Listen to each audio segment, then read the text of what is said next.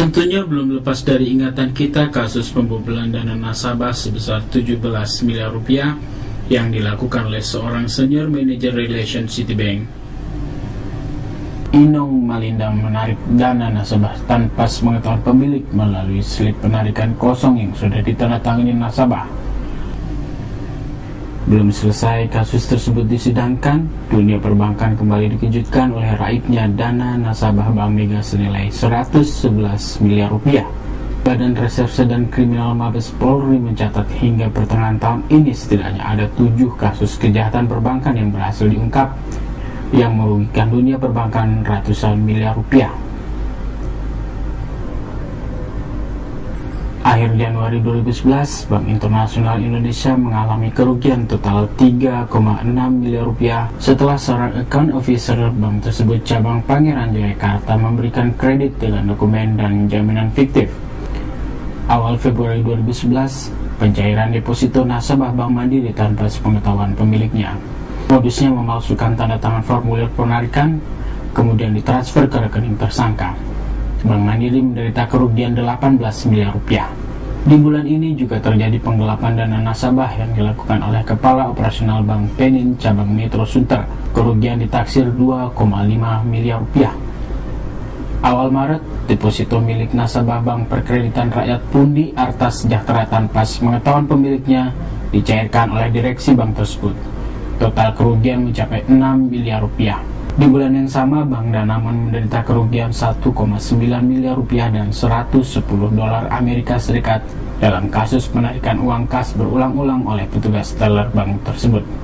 Akhir Maret, Relationship Manager Citigold Citibank Inong Malinda menarik dana nasabah tanpa sepengetahuan pemilik melalui slip penarikan kosong yang sudah ditandatangani nasabah.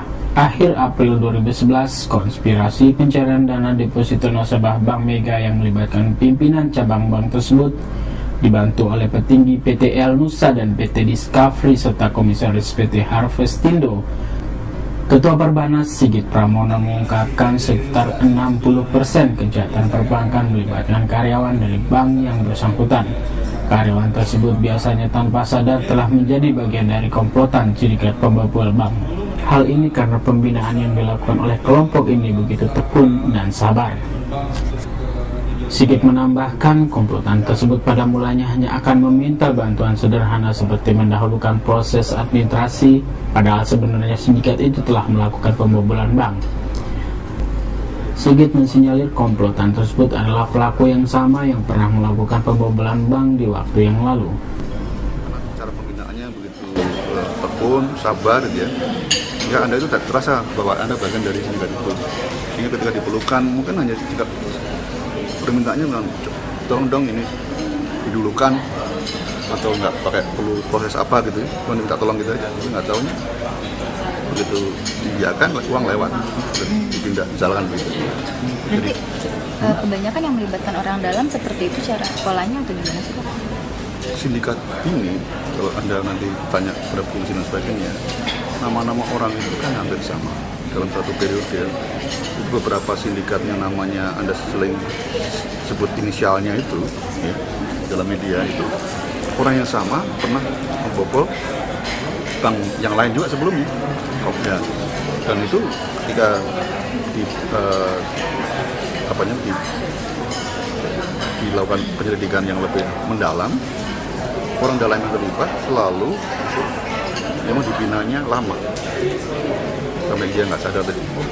Ini temuannya baru atau memang sudah lama? Sudah tahu, polisi juga sudah tahu, semua bank juga tahu, tapi yang tadi saya katakan kan kita nggak bisa mencegah kalau dia membina. Gimana kalau pegawai kita diajak orang untuk jalan karaoke, main golf, masa kita harus curiga terus? Nggak bisa.